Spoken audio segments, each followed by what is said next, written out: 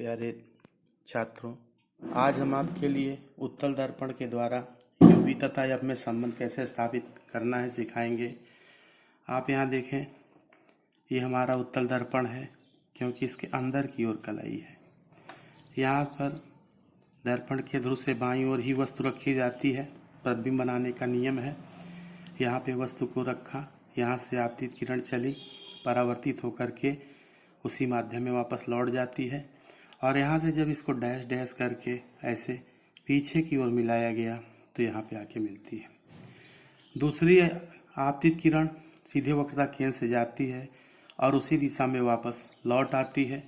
तो जहाँ पे ये दोनों किरणें एक दूसरे को काटती हैं वहाँ पे लंब डाल देते हैं और ये प्रतिबिंब बन जाता है, आई आई डैश बन जाता है।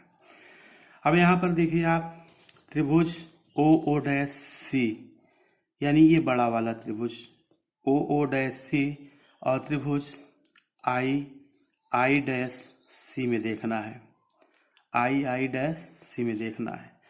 तो यहाँ पे पहले त्रिभुज का लंब यानी कि ओ ओ डैश बटे दूसरे त्रिभुज का लंब मतलब आई आई डैश, यही बराबर हुआ पहले त्रिभुज का आधार यानी ओ सी बटे दूसरे त्रिभुज का आधार। दूसरे त्रिभुज का आधार आप देखिए, हमने आई आई डैश सी लिया है, इसका मतलब आई सी हो जाएगा। इस तरह से ये आपका इक्वेशन नंबर फर्स्ट बन गया है। इसी तरह से दूसरा त्रिभुज हम लेते हैं। त्रिभुज आप देख सकते हैं, दूसरा त्रिभुज हमारा ए एन एफ है, यानी ये वाला त्रिभुज हम लेते हैं। त्रिभुज ए एन से यहाँ एफ तक ले लिया हमने ये, और दूसरा त्रिभुज हमने ये छोटा वाला ले लिया आई आई डैश एफ, यानी ये वाला त्रिभुज लिया गया, ये छोटा वाला। चूंकि ये समान कोणिक है, फिर इसमें वही बात होगी, पहले त्रिभुज का लंब बटे दूसरे त्रिभुज का लंब। पहले त्रिभुज का लंब आप देखिए क्या है, आपका ए एन है, बटे दूसरे त्रिभुज का लंब यानी आई आई डैश हो गया। यही बराबर पहले त्रिभुज का आधार, पहले त्रिभुज का आधार चूंकि आपने एफ तक लिया है तो ए एन एफ हो गया, बटे दूसरे त्रिभुज का आधार, दूसरे त्रिभुज का आधार आपका आई एफ हो जाएगा। यहाँ पर दो बातें आप देखिए।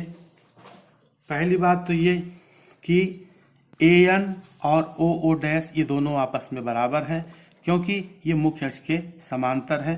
तो यहाँ पर हम ये कह सकते हैं कि ए एन बराबर ओ ओ डैश और एन एफ जो है, यहाँ पे देखिए दर्पण का द्वारक बहुत छोटा है इसलिए बिंदु एन पे ना होके पी पे होगा। तो हम इस तरह से कह सकते हैं कि एन एफ बराबर हमारा हो जाएगा पी एफ हो जाएगा, चूंकि दर्पण का द्वारक बहुत छोटा है, दर्पण का द्वारक बहुत छोटा है, अतः बिंदु एन पी पर होगा। तो ए एन की जगह हम क्या लिख लेते हैं, ओ ओ डैश बटे ये आपका आई आई डैश आई है। एन एफ की जगह आप देखिए पी एफ लिखेंगे, पी एफ बटा आई एफ, ये बन गया हमारा इक्वेशन नंबर दूसरा। अब आप देखिए इक्वेशन नंबर फर्स्ट और सेकंड में अगर आप तुलना करें तो देखें बाएं पक्ष दोनों के बराबर है, यहाँ ओ डैश बटे आई आई डैश है, यहाँ पर भी है, तो बीच में दोनों के बराबर का चिन्ह लगा है। इसका मतलब कि इनके दाहिने पक्ष भी आपस में बराबर होंगे। कहने का तात्पर्य है कि यदि हम समीकरण नंबर 1 तथा 2 की तुलना करें, 1 तथा 2 की तुलना करने पर कंपैरिजन करें, तो जब तुलना करेंगे तो दोनों के दाहिने पक्ष बराबर हैं। तो मतलब कहने का कि ओ सी बटा आई सी बराबर पी एफ बटे आई एफ, ये बना। अब चित्र से देखिए ओ सी, आपको बताया था कि समस्त दूरियां दर्पण के ध्रुव से ली जाती हैं, तो मुझे चाहिए ओ सी का मान। ओ सी का मान है यहाँ से, ये पूरा यहाँ से यहाँ तक, लेकिन दूरी हम कहाँ से लेते हैं, ध्रुव से लेते हैं। तो ये पूरी दूरी ज्ञात करने के लिए मुझे ओपी में पीसी जोड़ना पड़ेगा, इसलिए ओसी बराबर ये देखिए आपका ओपी प्लस PC हुआ। बात समझिए, मुझे O से C तक की पूरी दूरी चाहिए। समस्त दूरियां ध्रुव से लेते हैं तो O से P और P से C जोड़ देंगे तो OC बराबर हमारा ये देखिए आपका आ जाएगा OP प्लस PC आ जाएगा। ठीक है, अब मामला IC का। IC का मतलब आप देख सकते हो यहां से यहां तक की दूरी चाहिए IC, तो यहां से यहां तक दूरी समस्त दूरियां ध्रुव से ही लेते हैं तो P से C तक की जो दूरी है, इससे P से अगर हम I तक की दूरी को घटा दें तो हमारा IC आ जाएगा। तो IC बराबर देखिए PC माइनस PI, यानी ये पूरी दूरी में से इसको घटा दिया तो IC बराबर हमारा आ गया PC माइनस PI आ गया। फिर मामला यहां से देखिए PF तो दर्पण के ध्रुव से है ही है। बात करते हैं IF की। IF का मतलब ये छोटी दूरी चाहिए, इतनी चाहिए, तो ये दूरी निकालने के लिए मुझे P से F तक की दूरी लेना पड़ेगा और P से I तक की दूरी को घटा देंगे तो PF माइनस PI हो गया, ये IF आ गया। इस तरह से आप ये चीज दूरी निकालना जान जाएंगे तो सब कुछ बन जाएगा और ये बहुत आसान है। इन्हीं मानों को अब यहाँ पे हम प्रतिस्थापित कर देते हैं। तो OC की जगह हम लिख लेते हैं OP प्लस PC बटे IC। IC का मतलब हो गया यहाँ से देखिए PC माइनस PI हो गया, यही बराबर हो गया PF, तो PF रहेगा ही ऑलरेडी। IF की बात करें तो IF बराबर हो जाएगा PF माइनस PI। अब चिन्ह परिपाटी से देखिए, केवल वस्तु ही दर्पण के बाईं ओर है, ध्रुव के बाईं ओर है, इसलिए केवल U का मान ही माइनस में होगा, बाकी सारे मान प्लस में होंगे और उन मानों को चिन्ह परिपाटी के हिसाब से इस जगह पर मैंने लिख दिया है। देखिए, दर्पण के ध्रुव से वस्तु तक की दूरी U कहलाती है, दर्पण के ध्रुव से प्रतिबिंब तक की दूरी V कहलाती है, दर्पण के ध्रुव से वक्रता केंद्र तक की दूरी R कहलाती है, तो दर्पण के ध्रुव से फोकस तक की दूरी F कहलाती है। इन्हीं मानों को यहाँ पे प्रतिस्थापित कर देता हूं। तो सबसे पहले देखिए OP। OP का मतलब हो गया आपका minus U plus PC। PC का मतलब R हो गया बटे PCR ही है। PI मतलब दर्पण के ध्रुव से प्रतिबिंब तक की दूरी को V कहते हैं, ये आपका F हो गया। फोकस तक की दूरी ये भी F है, माइनस आपका PI है, PI का मतलब V हो गया। पिछले वाले में आप देखे होंगे जब मैंने अवतल दर्पण का किया था तो ये सारी दूरियां ऋण में लिया था क्योंकि सारे चित्र बाईं ओर बने थे।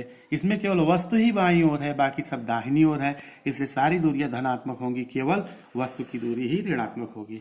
आपने पढ़ा है कि फोकस दूरी वक्रता त्रिज्या की आधी होती है, तो यहाँ से देखें R बराबर 2F हो जाएगा। तो यहाँ से हम R बराबर 2F उठा करके यहाँ पे प्रतिस्थापित कर देते हैं तो आपका बना माइनस U प्लस R की जगह 2F लिख देंगे बटे ये भी 2F हो गया, माइनस B बराबर F बटे F माइनस V। तो यहाँ से देखिए आप तिरछा गुणा कर देते हैं, पहले F का करेंगे तो वह माइनस UF हुआ, प्लस 2F प्लस F का गुणा कर दीजिए, आप देखिए 2F स्क्वायर हो गया। अब ये माइनस B से माइनस U में गुणा करेंगे तो माइनस माइनस का प्लस हो गया, ये आपका UV हो गया, प्लस माइनस का माइनस हो गया, ये आपका 2VF हो गया बराबर। अब इसका इसमें गुणा करेंगे, 2F और F का गुणा कर ले तो 2F स्क्वायर हो गया और माइनस V और F का गुणा करें तो माइनस VF हो गया। अब आप देखिए कि यहां से UV को इधर रखते हैं, बाकी सारे चीजों को हम दाहिनी ओर लेके चलते हैं। तो UV बराबर ये आपका 2F स्क्वायर माइनस BF तो ऑलरेडी दिया ही है, माइनस UF इधर आया, ये बना प्लस UF बन गया, प्लस 2F स्क्वायर दाहिनी ओर आएगा, माइनस 2F स्क्वायर हो गया, UV बाईं ओर ही है, माइनस 2VF इधर आएगा तो ये बना प्लस 2VF। यहाँ से आप देखें 2F स्क्वायर से 2F स्क्वायर कैंसिल आउट हो गया तो UV बराबर हो जाएगा। अब यहाँ देखिए UF अपना हाई है तो UF प्लस अब 2VF में से VF आप घटा देंगे तो VF ही बचेगा।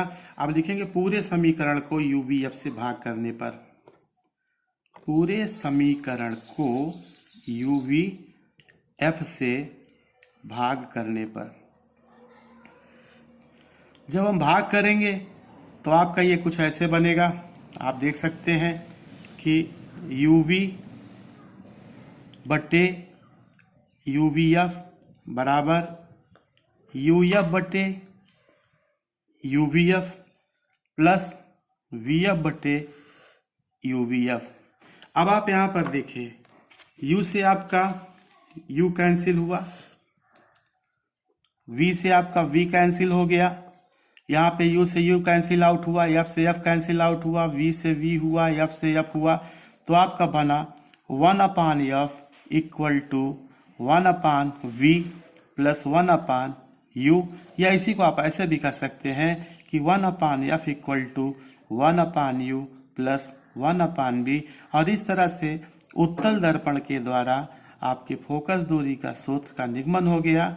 इस तरह से आप देखें, बहुत आसानी से आप इसको कर सकते हैं। और ये जो वीडियो बन रहा है, ये हमारा SPLD कॉलेज कौशाम्बी के सौजन्य से है। और आप इसको देखें, जहाँ कहीं भी दिक्कत हो आप कमेंट बॉक्स में कमेंट कर सकते हैं। और यदि मेरा वीडियो आपको पसंद आ रहा है तो इसको आप लाइक करें, सब्सक्राइब करें, शेयर अवश्य करें, ताकि किसी और का कल्याण हो सके। और यदि ये फार्मूला आपको समझ में नहीं आ रहा है तो कमेंट बॉक्स में आप कमेंट भी करें। बहुत बहुत धन्यवाद। Thanks for watching this video.